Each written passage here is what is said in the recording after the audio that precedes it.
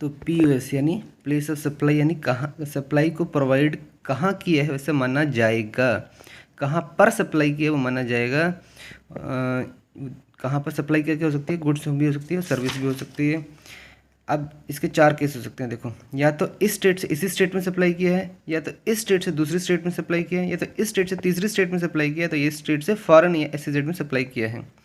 इस स्टेट से इसी में किया है तो SGST या CGST लगेगा, SGST प्लस CGST लगेगा। इस स्टेट से दूसरी स्टेट में किया है या इस स्टेट से तीसरी स्टेट में किया है तो हमारा IGST लग जाएगा। और इस स्टेट से फॉरेन में किया है, एक्सपोर्ट का केस बन जाएगा।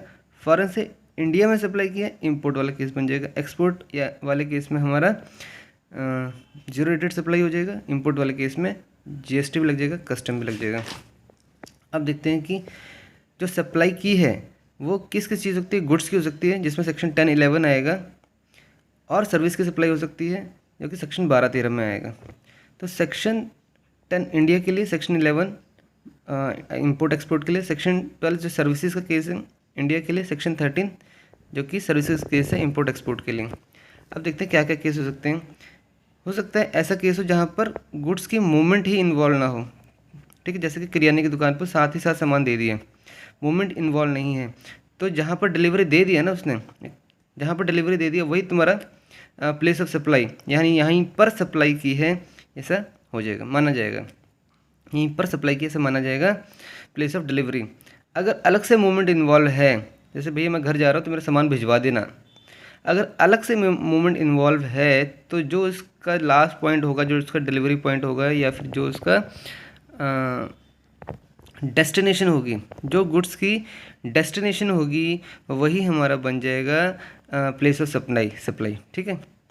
अगर किसी पर्सन के डायरेक्शन पे सामान एक जगह से दूसरी जगह जा रहा है तो भैया जहाँ पर वो बंदा डायरेक्शन दे रहा है ना वो जगह बन जाएगी हमारी प्लेस ऑफ सप्लाई, ठीक है। बंदा कह रहा है कि भैया दिल्ली से हैदराबाद सामान पहुँचा दो, बंदा बैठे चंडीगढ़, तो चंडीगढ़ बन जाएगा प्लेस ऑफ सप्लाई। यह केस हो गया हमारा। इस केस में क्या देखो, इसका मतलब है कि यहाँ पर असेंबली हो रही है प्रोडक्ट्स की, तो सरकार क्या कहती है, गवर्नमेंट क्या कहती है, भैया जहाँ पर असेंबली हो रही है ना वही हम मान लेंगे कि तुमने सप्लाई को यहीं दिया है, सप्लाई को यहीं प्रोवाइड किया है तुमने, जो असेंबली जहाँ पर की है।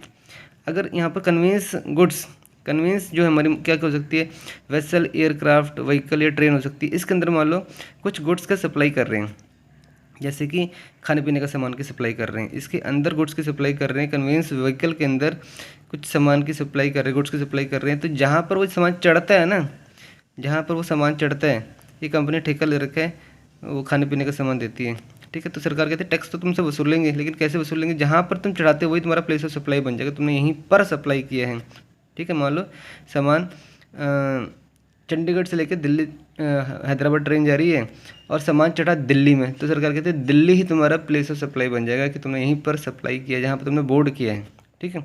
इंपोर्ट एक्सपोर्ट के केस में, अगर एक्सपोर्ट का केस है तो भैया जहाँ पर तुमने सप्लाई की है, फॉरेन में की है ना, फॉरेन वही प्लेस तुम्हारा प्लेस ऑफ सप्लाई बन जाएगा।